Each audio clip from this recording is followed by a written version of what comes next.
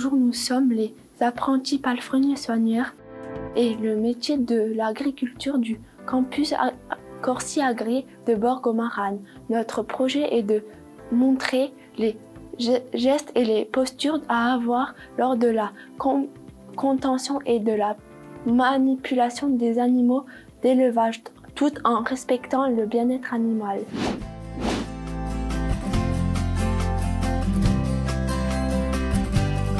Pour aborder un cheval au paddock, il faut d'abord capter l'attention de tous les chevaux, cela évite les accidents comme les ruades, les coups de pied ou bien les morsures.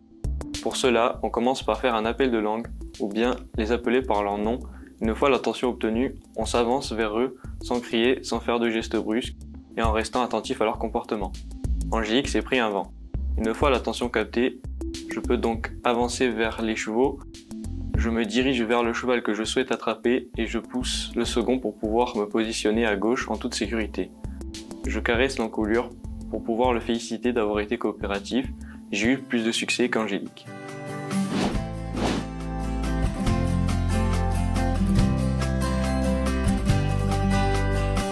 Pour mettre un licol, Angélique se place à la gauche du cheval, au niveau de sa tête. Pour cela, elle prépare son licol et s'allonge. Elle plie sa longe correctement. Il ne faut jamais l'enrouler autour de sa main. Elle les garde dans sa main gauche, elle passe sa main droite par-dessus l'encolure et récupère la tétière. Elle fait passer le bout du nez du cheval dans la muserolle. Pendant qu'elle enfile le bout du nez, elle monte le licol avec sa main droite. Puis la muserolle monte contre le chanfrein. Elle passe le dessus de tête sur la nuque du cheval. Il peut être plus facile de faire descendre la tête au cheval. Elle ferme ensuite le licol grâce à la boucle.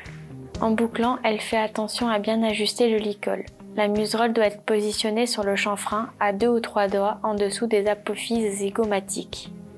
La boucle doit être suffisamment serrée pour que le licol ne s'enlève pas, mais suffisamment large pour que la muserolle et la sous-gorge n'étranglent pas le cheval. Et maintenant, voilà ce qu'il arrive lorsqu'on l'enroule la longe autour de la main.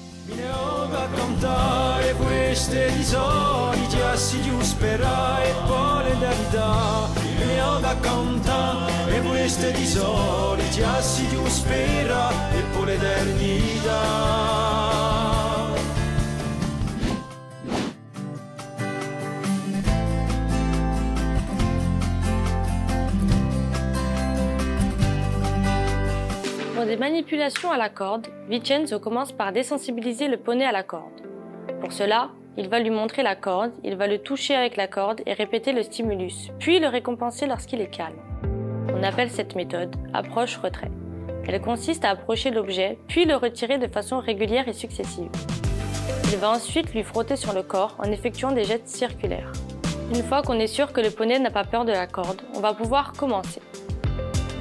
Cassandra se positionne de dos au cheval, au niveau de ses flancs. De cette manière, on évite les coups de pied. Elle va ensuite passer la corde autour du postérieur.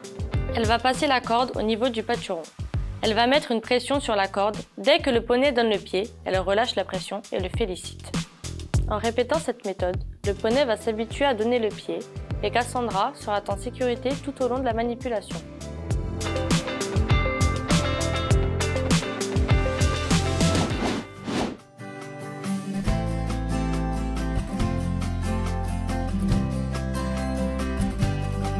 Pour parer un bélier, il faut le mettre en position assise. Pour cela, j'utilise ma main pour le faire pivoter la tête de l'animal à 90 degrés et attraper sa patte arrière. Je m'installe accroupi, le dos contre une paroi, le plus droit possible et commence par la taille des pattes arrière.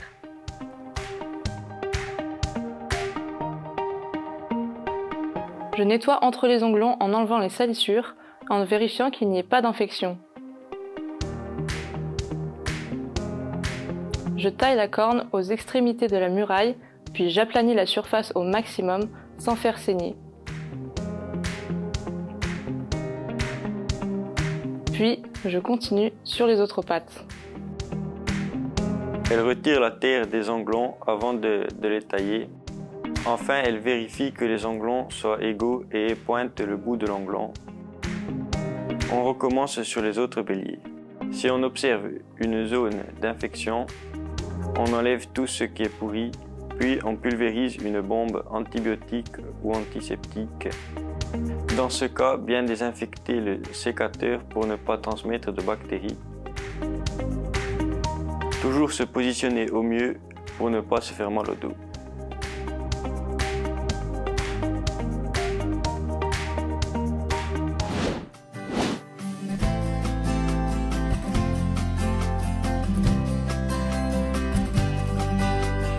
Pour la palpation des béliers, Lucie commence par examiner le fourreau et la verge. Il ne doit pas présenter de boutons ni d'infection. Ensuite, Lucie palpe avec sa main les bourses pour voir si les deux testicules sont bien descendus. Puis si les glands sont fermes, souples et mobiles. Et pour finir, s'il y a présence ou non de masse anormale. François-Xavier vérifie qu'il n'y ait pas un testicule plus gros que l'autre ou plus chaud. Il vérifie aussi l'aspect de la peau afin de voir s'il n'y a pas de croûte, de signes de léchage ou de grattage. Ces différentes anomalies peuvent être signes de maladie et risque de stérilité.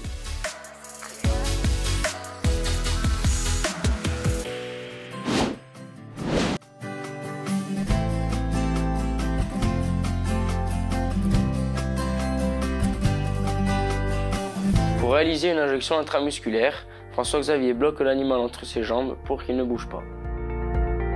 Il réalise l'injection au niveau du muscle de l'encolure, à la base du cou au-dessus de l'omoplate.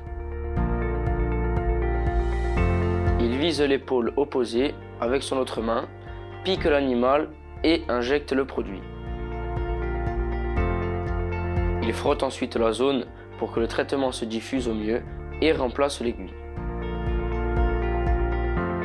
Lucie effectue la même manipulation. Avant tout traitement, il faut s'assurer du produit utilisé et regarder le mode d'emploi pour effectuer le bon dosage. Tous les déchets vétérinaires, aiguilles et seringues sont jetés dans la poubelle jaune spécifique.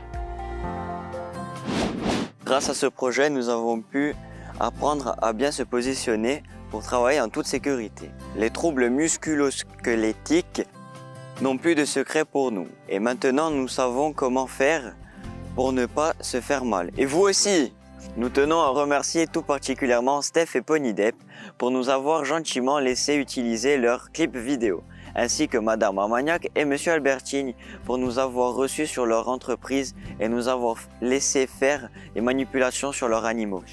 Di palmo e imbianca l'orizzonti, portato da un mare peregrino eterno, que neve che stanno appesi ai monti, carezze di silenzio, regalo di l'inverno, l'uomo spirenzoso, figliando aspirata, chi ben risplende, mezza